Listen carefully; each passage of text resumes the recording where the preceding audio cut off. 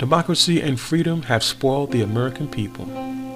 We seem to think that democracy and freedom will always be there no matter how many people come to destroy it.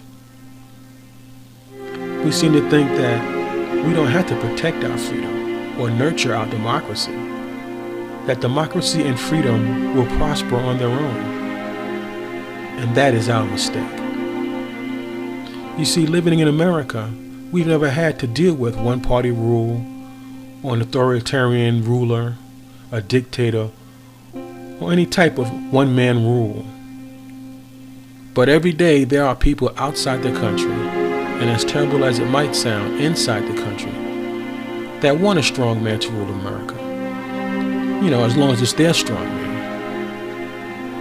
So the thought of a strong man might appeal to some people. Why bother with Congress or the Senate? Just make a decree and make it happen. The people that stormed the Capitol to prevent the peaceful transfer of power, which is the bedrock of our democracy, and the election deniers that don't believe an election was free and fair, which gives us our freedoms we enjoy today, they like to have their own strong man running things. And they'll do anything to make it happen, legal or illegal. So you see, because we've always had democracy and we've always had freedom, we think that even if we had one-party rule or one-man rule, we could just vote them out of office in the next election. And we don't want that type of government anymore. And that's another mistake we make. Because unfortunately, that's not how it works when you have a strong man in charge.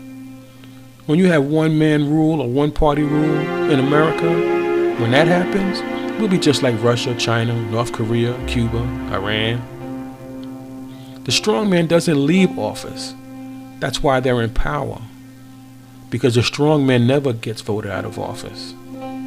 Do you really think the Russian people want Putin in power? Or the North Koreans want Kim Jong-un? Or the Iranians want the mullahs in power? No, they'd rather have freedom and democracy.